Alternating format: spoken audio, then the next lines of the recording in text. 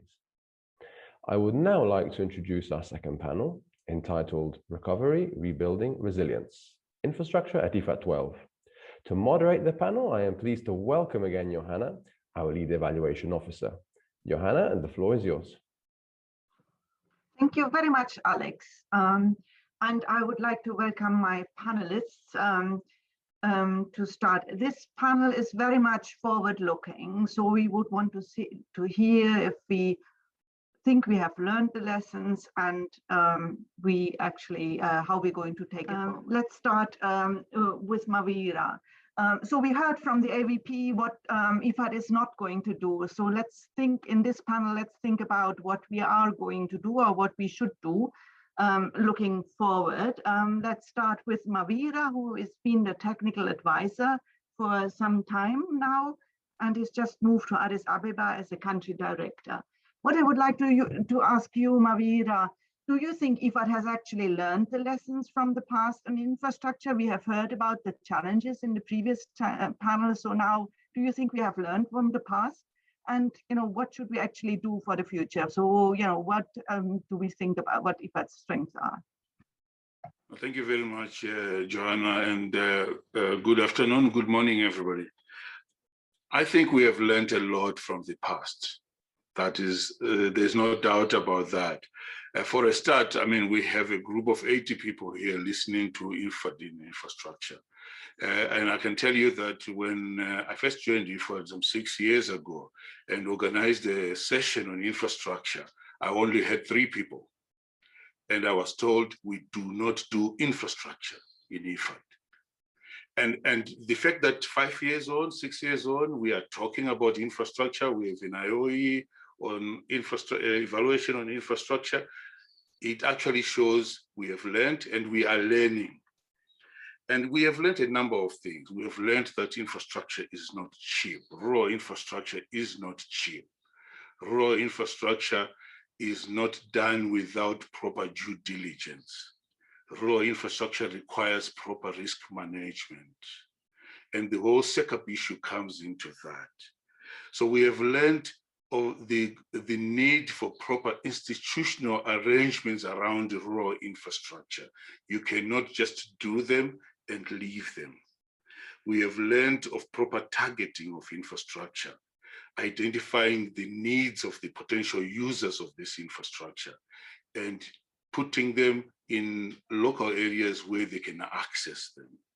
This is why we have some projects which have markets not being used. We have learned from that and we are changing that. We are changing that in a number of ways. We are changing that by actually having a lot more focus on infrastructure, a lot more inclusion of infrastructure specialists in our designs. I need to differentiate an engineer and an infrastructure specialist. Those two people are different. We cannot make that mistake of thinking an engineer is the same person as an infrastructure specialist. Infrastructure is broader than engineering. It encompasses a lot of elements to it. And we have learned that, and we have learned that by paying some prices on it. We have learned it by doing good, impactful infrastructure, localized infrastructure where communities are in charge, localized infrastructure where local governments are in charge. We are also learning on how to mix local infrastructure with big infrastructure. We will know that local infrastructure, community infrastructure requires bigger infrastructure sometimes for it to work. And this is where the whole co-financing comes into play. IFAD has no resources to finance big infrastructure. We have also learned that when we do our costings in infrastructure, we tend to do them on the lower side because we want to increase reduce the cost per beneficiaries. It does not work like that. When you start factoring in climate resilience and infrastructure for impacts that you may never see, when you start factoring in infrastructure lifespans of 25 years, as I've just had Meg speak about, that infrastructure is not cheap. I'll give you an example. Rural roads do not necessarily cost $5,000 per kilometer. They don't cost that low. It's not possible. Rural roads cost much more than that. Once you start factoring climate resilience, they are even a little bit more.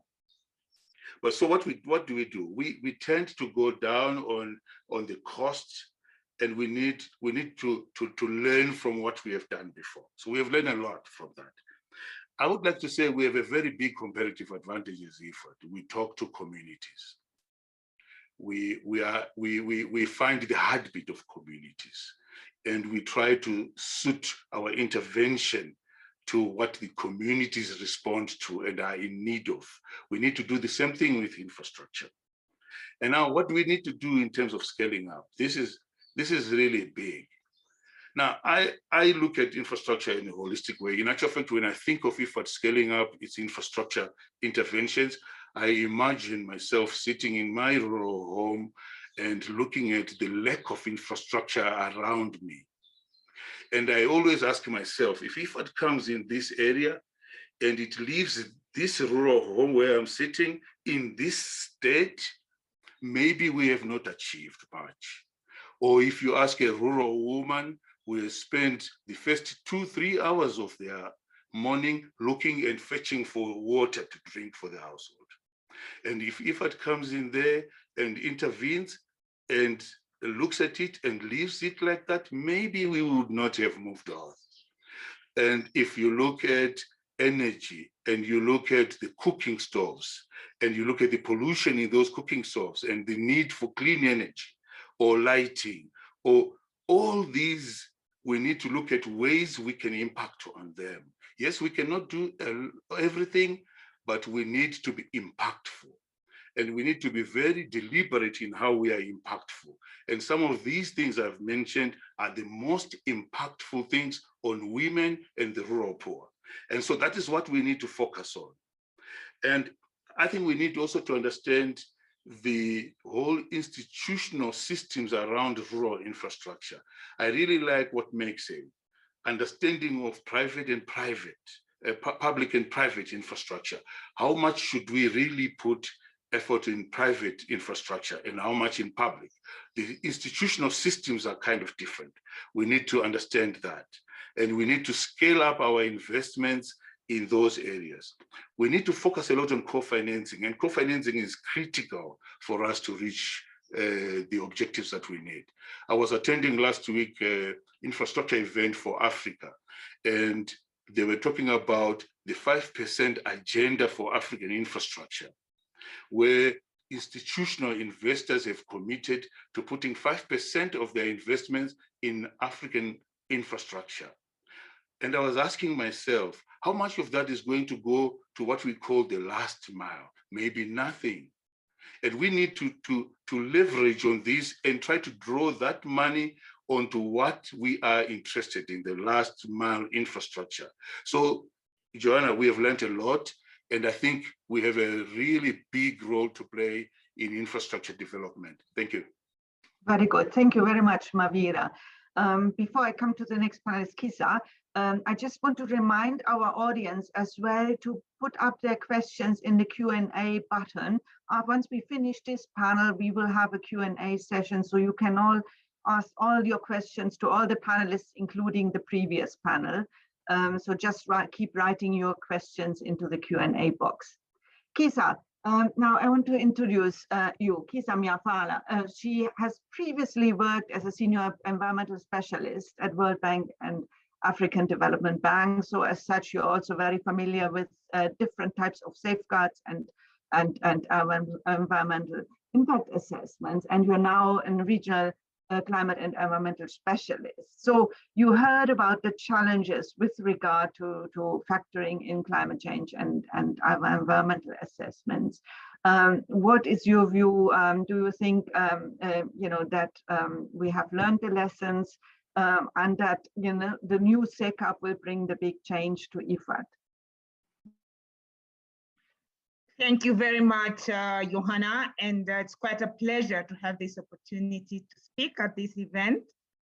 My intervention focuses on the role of the social, environmental, and climate assessment procedures, known as Sehgal, as a tool that uses both science and art to anticipate, identify what are the key environmental and social and climate risks and impacts, carry out analysis and develop appropriate mitigation measures to ensure sustainability of the infrastructure and the project as a whole. What have we learned from the ongoing infrastructure?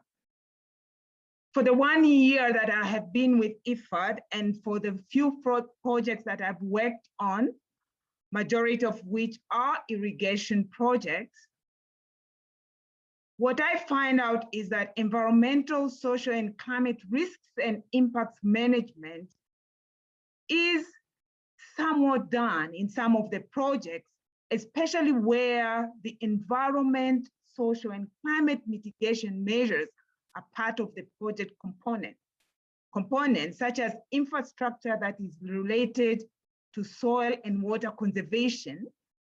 However, it is not done in a systematic way, like the way my previous colleague Paxina mentioned, where you drill down to the site specificity and what are these environmental and social risks and impacts, and integrate them into the environmental and social management plan, which is normally a very critical instrument to guide the project implementation unit on what needs to be done, where, by whom. And it also includes a monitoring plan, which identifies the parameters to be monitored, to be measured, where, by whom, and the frequency for monitoring. And then this tool becomes an integrator of the entire project, from logical frameworks, monitoring and evaluation systems, contracts with the contractors. It is the tool that can run across as a thread throughout the project cycle. Another aspect that we are learning is the timing, like what Paxina mentioned. When are we carrying these environmental, social, and climate risks and impacts? A best practice is to carry them early on. At the time when you're conceptualizing the project, you are planning, so that it provides an opportunity to the project teams to be able to anticipate, plan appropriate mitigation measures, and also identify opportunities that can enhance environmental sustainability, social sustainability, or climate adaptation measures that can be integral to the project. I can give a very good example of a project I worked on in Myanmar, and it involves rehabilitation of irrigation schemes. Some of the mitigation measures have actually been implemented as part of the project, which includes drainage canals designed with a very specific hydraulic gradient that mitigates the risk of salinization and waterlogging and allows the efficient flow of sediment loads. And also they have these completed works related to lining in the main canals, which minimizes the riverbank erosion, again, waterlogging. However, there is a hydrological study, which is very powerful. However, the timing of this study is actually done 3 or 4 years after the project has already started being implemented on the ground. And also the irrigation schemes themselves have already been rehabilitated to support really the sustainability or the risk mitigation measures that also span beyond the area of influence of this project. Look at how much amount of water should we release to ensure that we are meeting our specific hydraulic requirements within the irrigation schemes, but at the same time, we are releasing sufficient amount of water to meet the requirements of downstream users, either for drinking or for enhancing their livelihoods. So we are coming in late to request these studies, and it is still ongoing work to see how efficient it will be.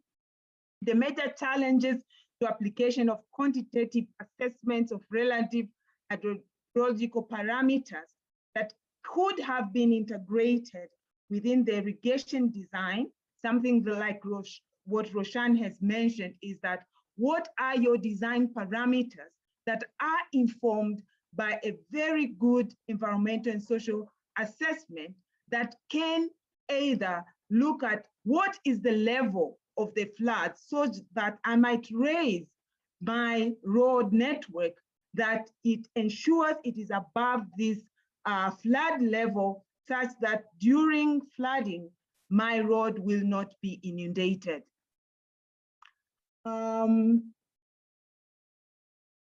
What are the comparative advantage of IFAD? My own reflection, and also there is evidence-based research, indicates that measuring the impacts of infrastructure in strengthening resilience of either smallholder farmers or ecosystems to be able to withstand shocks like floods and drought requires a very long time span that goes beyond the project implementation period of 5 to 6 years. However, this is an opportunity for IFAD because it is its comparative advantage, because we look at our projects or we implement our projects based on a long-term engagement. We might look at it as one project. However, what I'm seeing is that we normally have first generation projects, second generation building on the first generation, third generation, up to the fourth generation. So we have an opportunity of engaging in a particular infrastructure for a very long time.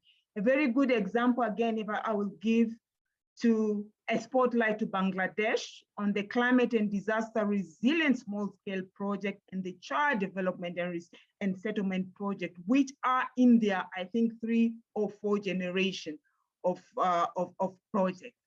And therefore, we do not have the pressure to exit at a very short time. However, engage using it as a programmatic approach. Another comparative advantage that IFAD has over other IFIs is we really look at what are the climate risks assessment, climate risks and impacts of project as part of our safeguards, which other IFIs actually don't do. So this is the comparative advantage that we have. And there are some projects which have actually done an excellent job to even identify these crops that are suitable for a particular type of climatic shocks in a particular geographical area. Scaling up, how can we scale up? I would like to encourage colleagues to use the SECAP 2020 as a diagnosis tool, as a planning tool, and as a tool to generate very good quality data to inform infrastructure design and implementation as an entry point towards building resilience of both smallholder farmers and ecosystems. However, this has to be done very early on in the design or conceptualization of the project so that the data that is generated can inform the design. Over to you, Johanna. Thank you. Very, very interesting point. Thank you, Kisa. Perhaps I want to hear from Rudolph now before going to Ndaya and Karan on the forward-looking topics. Rudolph, you have heard about the lessons. You have been around for some time. So what would be your advice on IFAD to go? I just want to remind everyone of the time. We would still like to leave some time for questions afterwards, right? So if you could stick to your 5 minutes slot, it would be great. Right. Rudolph. Thank you, Johanna, and thank you, co-panelists, also speakers that preceded us, and all the staff that actually has made this possible over the last 20 years. And I'm thinking of the staff at country level in the projects programs. but also in our headquarters and currently in the hubs and regional bureaus, if excuse my French. I think the questions that were handled so far were very reflective, and I will continue in that tradition if you want. But I'd like to focus on what we got as homework from Johanna and colleagues, and particularly thinking our colleague Detlef Pütz, who was the main author of this work. The theme is recovery, rebuild, and resilience. IFAD's ambition, great. Thank you very much for having that level of ambition. $3.8 billion in replenishment, IFAD 12, that's excellent. And a plan of work of $11 billion over the next couple of years, unheard of. So we do have a challenge. The challenge is to make best use of these opportunities to be on the market. Both the market, as Mike said, of public goods and with government investors, as well as if it's ambition to work with private sector, crowding in unheard of sums of money and interest. So when I look at that $11 billion plan of work for the next couple of years, and I just make an assumption for us that we stick to that 30% kind of investment in infrastructure, I get to $1 billion per year. So $1 billion per year, how do you get that out of the door in a meaningful way and a sustainable way? What have you? And that's where these lessons that have been shared fall short. The lessons are very project related. I miss courage in the audience here to look at what is more transformative country programs, and how these country programs are linked with the intentions and ambitions of our country clients. Mike made a typical World Bank statement, of course, country clients. We've usually not spoken in those terms, but such be it. Mike has also indicated that when people speak of infrastructure at IFAD, it's associate infrastructure, to quote it right. Okay, so we are small, and isn't the question to us, shouldn't we stay at that level of intervention and leave the ambition of being a greater player for greater infrastructure with greater soulmates to moments where we have accumulate such expertise and impact that we can meaningfully claim that space. And in this context of this enormous ambition, I find it extremely interesting that the assessment states public and private goods as interpreted by our Associate Vice President. And I think this is going to be a key element for this recovery, rebuild, and resilience. Do our lessons hold for a situation where we include private sector to come up with investments of this nature? And honestly, other than experiences with Cargill in Sri Lanka and some other minor ones, breweries here and there, all well-intentioned, but I don't think we have enough experience to put our last mile comparative advantage to the international funding front. First thing said that way. Now, why would we want those huge numbers in a context of climate change, uncertainties, and everything that goes with it, shifting populations, people on the move? I think what hasn't come up yet is that behind that ambition should be a co-ambition to decarbonize IFAD's investments. That means that when we go say up and the whole works, we should not forget that community-based work has a lot of decarbonization potential in it itself.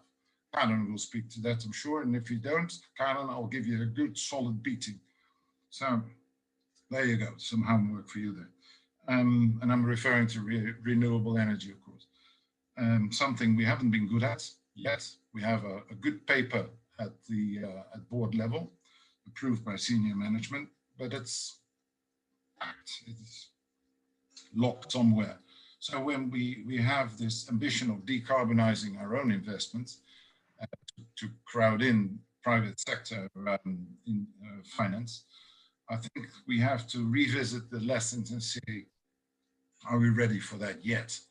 And my answer is, we maybe should be sticking 80% to what we know how to do. And we've heard ample examples from all speakers, brilliantly posed also by Mawira. Thank you, Mawira.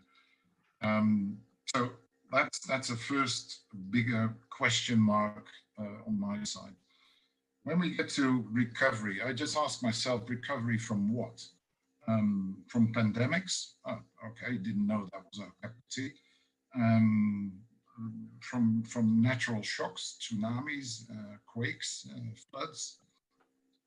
Yes, we do have a wonderful instrument, insurances, and I hope that that is locked in better in the future with our investments.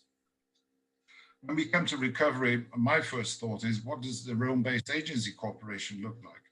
Isn't the cooperation with WFP the first port of call when you come to these kind of shocks to livelihood at large scale? Rudolph, I don't want to interrupt really, but we have to be mindful of the time as well. And I see yet you're still on the first recovery only. I'm so glad you remind me. I'm just taking away time from Karan, who comes to the point. And you paraphrasing them. Give them some time to speak about their points. When I think of recovery of sunk investments. I think of recovery of sunk, if you want, social fabric. I think of country level expertise that goes from farmers' organizations all the way up through our in-country offices and hubs and what have you. That's my take on infrastructure and recovery. When it gets to rebuild, my first take is, if it ain't broke, don't fix it. And if it is broke, please understand why before you start to repair what we call rehabilitation in the past. It's been rechristened by FAO as modernization. And I feel that a lot of what we have been doing is about rehabilitation, build back better, but that's not necessarily the case when I listen to the colleagues stating that the good old operation and maintenance arrangements are not there. The institutional choices, like the image behind me, as you can see, looks like a perfect rural road to many of us, but that's not the cup of tea of the Ministry of Agriculture. Mike alluded to that. So we must really rethink the level of rebuilding with $1 billion a year in infrastructure before we just start using the watering can. And where do we do this? What I understand from the assessment, thank you so much, is that when in fragile situations and an LLDC context, obviously you go for something that people are able to handle and need, which is mentioned several times: drinking water, rural energy, and the like in terms of basic infrastructure. That will not attract private sector crowded funding nor expertise, rather than maybe the providers of some support infrastructure. Rudolph, sorry, really, we need to give our panelists some time to speak as well. Yeah. Okay. So on the rebuilding, I think social fabric is what we need to rebuild rather than infrastructure. That we can do that with infrastructure, yes, but let's not forget the instrumental use of infrastructure rather than the purpose of having so many miles of this and that. Okay, on resilience, I think we've had plenty of people scaling up. For me, I think maybe in the discussion we can open that can of worms. It's not doing more. It's not that we do something and then we just do more of it. What I understand by scaling up is creating the enabling conditions so that the local actors or the regional actors can actually replicate solutions that work for them. That's our job. Thank you. Thank you. Very good points. Very important. Thank you, Rudolph. I would like to turn to Ndaya now. I mean, you heard about the ambitious plans to scale up infrastructure. I wonder how you feel as a gender specialist. You've seen that gender performance has been generally good in the past, in the good old community-based projects, or what do you think is the way forward? Do we think we are able to maintain the same focus when we scale up our investments? Thank you. Thank you so much, Johanna and team. It's a pleasure to be here today. So I guess I would like to put this in the context of the big ambitions that IFAD has and also its competitive advantage, right? I mean, IFAD is advocating for the rural poor, advocates for gender equality, and overall we are doing relatively well in some investments. So what did we learn? We learned that when we look at the type of investments where IFAD is focusing, the performance is not the same, but then the small scale and community-based is where IFAD is doing better in terms of gender representation and inclusivity.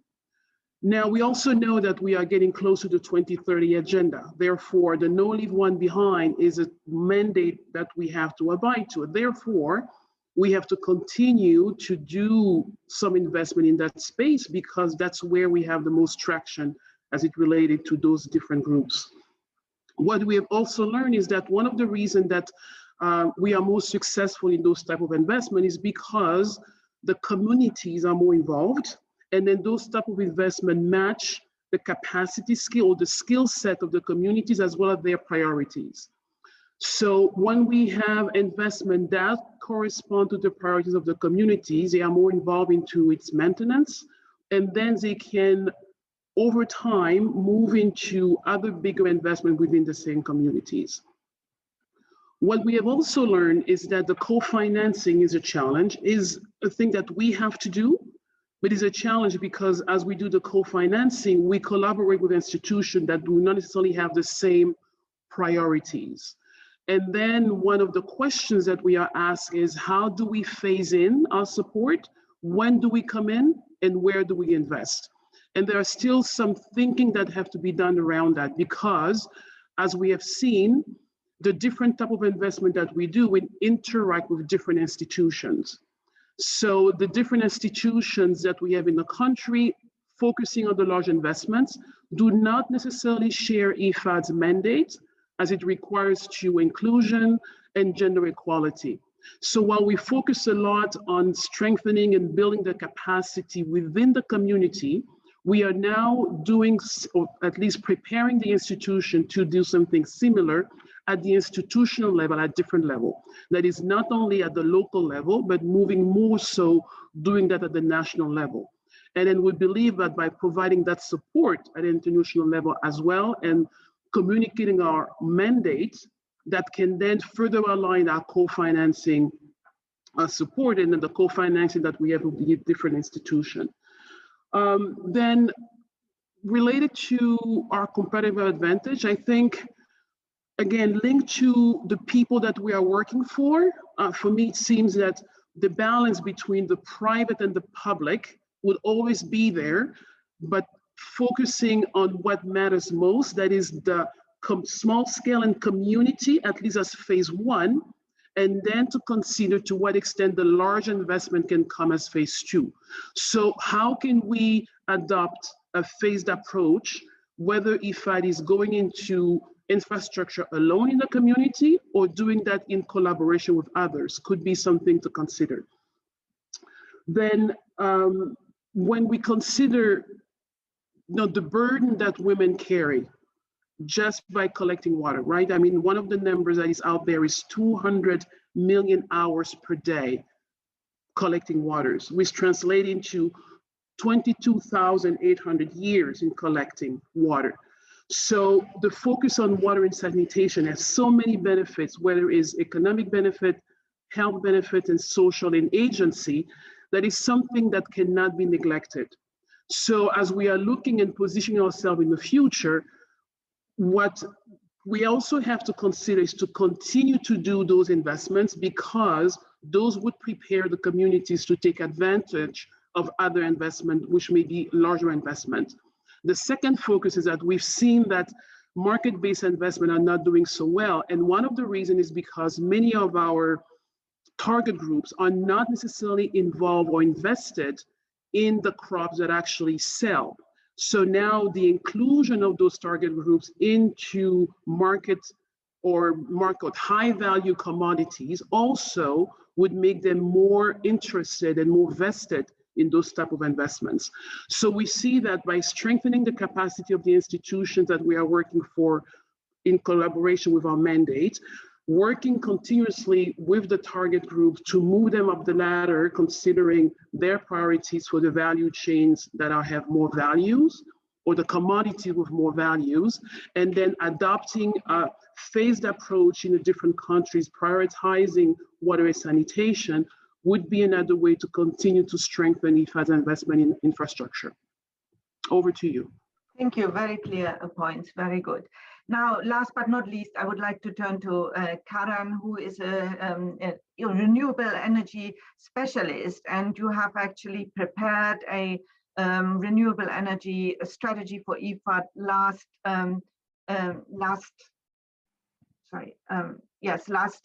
year, which was already mentioned. I would like you to talk about renewable energy as a forward-looking theme, so for IFAD. Thank you, Joanna. It's always difficult to be the last one because I think people are probably falling asleep, or so I actually want to first take this opportunity to say this is incredible that I have Ndaya, Rudolph, and Roshan, which it's incredible because they have been the pillars of my, let's say, career today on renewable energy. I started with Rudolph with an internship on the link between rural energy and rural poverty. And I moved to Ndaya to actually work in Benin on a solar drip irrigation project where we really developed a solar irrigation system for smallholder farmers in Benin, in a northern part of Benin where literally you'd go there and you would see dryness. And then you had solar panels, drip irrigation, and watermelons in Benin. And then I think Roshan was probably the person who really believed in me, and we really developed a renewable energy strategy, which is what you were talking about now. And given I'm the last one and I try to wake everyone up, I will be a bit provocative. We have a renewable energy strategy on the IFAD website. We developed a renewable energy smallholder agriculture approach, which is really about looking at the energy needs along the value chain. So when we are looking at IFAD's work, and we're looking at smallholder farmers, and we're looking at energy for production, processing, post-harvest handling activities, drying, cooling, storing, name it. Most of the energy situation is firewood, charcoal, kerosene, and these are very high expenses. So when we were trying to look at really developing renewable energy in IFAD, the problem has been that we had a paper that is on the IFAD website that has been approved by OMC, but is just sitting there and has not been operationalized. The idea is what? Looking at renewable energy from a perspective that it can add value for the value chains that we work within. So I'm going to be very brief, and I'm coming from 7 years with IFAD. I'm now with the FAO's Technical Investment Center, but I have worked with IFAD for the past 7 years, really looking at how we can add value to the agricultural work we do through using renewable energy as an input to increasing incomes. And it's very clear You look at Nepal, and we're using micro hydropower for poultry breeding, for various activities. We're looking at solar energy. We're creating business models which are linking up with microfinance institutions. So I can go on and on and on, but the point I want to make is that renewable energy is such a cross-cutting theme that touches upon most of those aspects that we in IFAD are talking about: gender empowerment, health, youth employment. All of these aspects bring renewable energy in one discussion. So I think we have been a bit, we have to really start thinking as IFAD, the amount of work we have done, the asymmetric information, unfortunately, that is there, because if we look at, no one has talked about this, if we look at African Development Bank and we look at Asian Development Bank, they're light years ahead of IFAD, unfortunately, in the renewable energy sector. We're not talking about mission drift. We're not talking about going away from our target group, because our target group and our niche is smallholder farmers, of course. But at the same time, renewable energy is such an important aspect that has been completely left alone in IFAD. And I think this is such an important, and I thank IOE to bring this up. And I thank all the colleagues, because we really have to start thinking about how to approach the energy angle. We're talking about 95% of sub-Saharan Africa relying on firewood. Firewood means gender issues with women collecting firewood, with kerosene, diesel fuel, volatility, fossil fuel prices. I mean, it's absurd that we don't have a strategy that is looking at the energy angle. It's absurd. So I think I'll stop there. And because I know the time is running, but I could go on forever. Thank you, Joanna. Excellent point. Thank you very much, Karan. Thank you for all your contribution.